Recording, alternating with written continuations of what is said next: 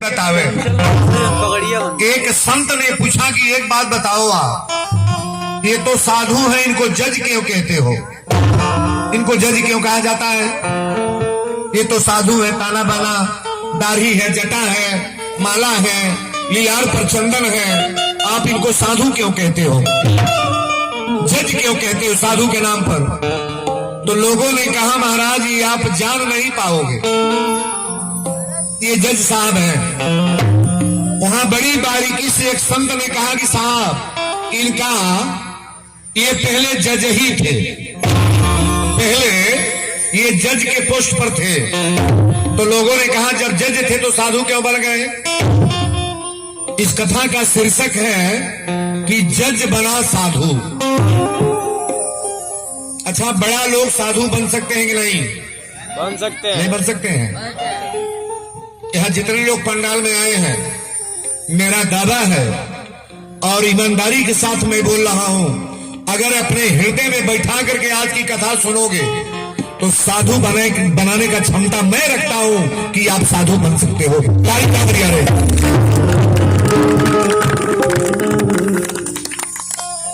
एक संत ने कहा कि ये पहले जज ही थे। तो लोगों ने कहा जब जज थे तो साधु क्यों बन गए?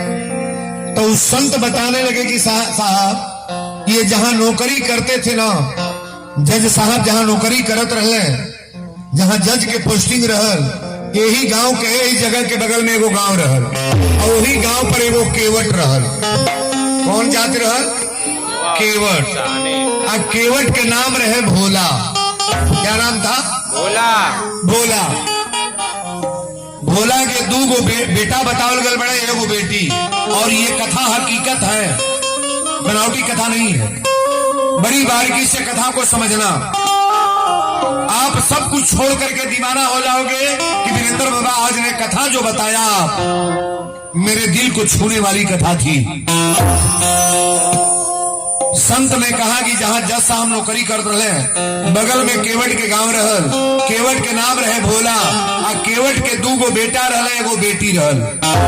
तो बेटन के बियाह तो हो गए है, लेकिन लड़की के शादी होत ना रहे। केवट अपना बेटन के लेके गईले सेठ जी की यहाँ, दुकानी पर गईले। सेठ जी कहले कि भोला कहाँ आई बड़? तो भोला कहले सरकार बेटी कुंवार में भी है और कुछ पैसा दे दी, हमारा बेटी के बियाह हो जा। कहले कितना पैसा लेब?